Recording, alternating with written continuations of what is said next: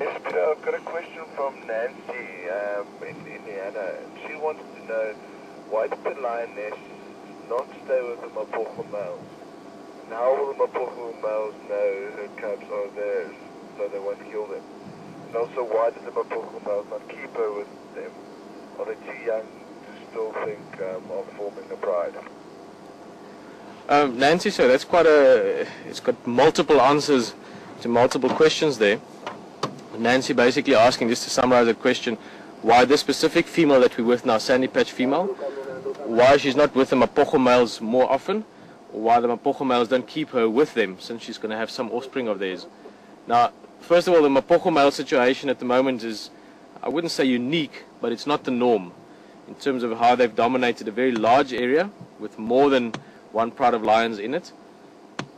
So that already makes it quite different from the usual model. So 80% of the time, male lions would come in, it would be 2 or 3 of them, they would take over a new pride or a new territory by killing other males, pushing them out whichever way they do it, and then they would stick around that area. But in Mapocho's case, they've got such a large territory now that they've got this female in it, they've got the Kuhuma females sort of in it, they've got the Styx pride further south sort of in it, so they need to move around a lot.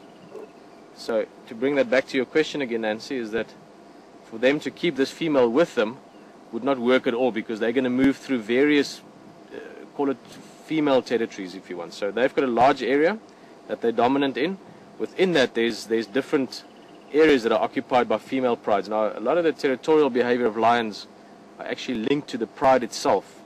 So if you think of a pride of lions, they might stay in an area for 10 years or 8 years in a relative area, and in that time they might have 2 or 3 or 4 coalitions of males. So the stability or the location of the pride is to a large extent surrounding or based on where the females are. So if she stayed with those Mapochos, she would then be going through the Kuhuma's territory, they would be going through the Styx territory. At some stage she'll get killed by those other lionesses. So that's why she won't stay with them. For them, they've got the benefit, for the Mapocho males, they know that they've got a large area. They know that from where to where they're dominant. They know that because they've chased the other males away, or they've killed them, or whichever way they've handled them. And they also know that they're dominant there because they patrol it all the time, they roar, they scent mark. So any cubs that arrive in this area over the next few months, they're pretty sure will be theirs. If another male snuck in here somehow, they would have picked up his scent or picked up his movements. So for them to take her around with them at the moment won't serve them any purpose apart from putting her in danger and apart from slowing down their mission. So they're pretty confident that all the lionesses in this area, if they are going to have cubs, will be their offspring, and that's why they can move on.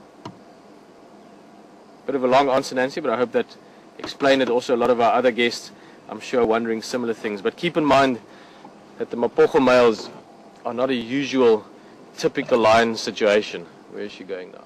So many questions again. It's always good to know people are out there and people are curious. It's one of the things that make us humans quite an interesting mammal species. So we seem to be more curious about our surroundings than most things. It's also why we're out here, is to discover more of it.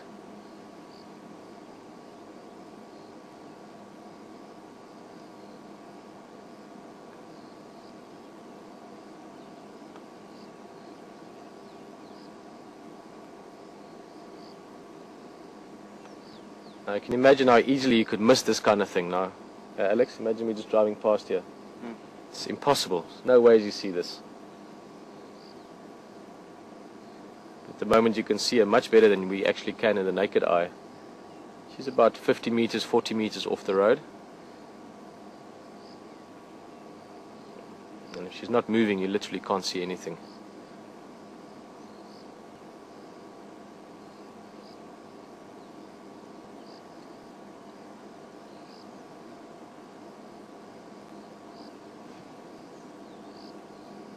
A little bit tricky to get. It's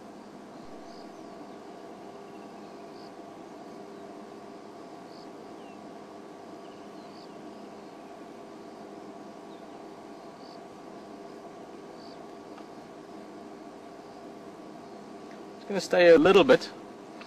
I'm also guessing that it's not impossible that she decides to settle down here for the next while. What's the time now? It's about 20 to 7. The sun's been up for almost an hour. Maybe she moves again. We'll give her a few minutes. If she does move, we stick with her. Otherwise, we'll go look around a bit more.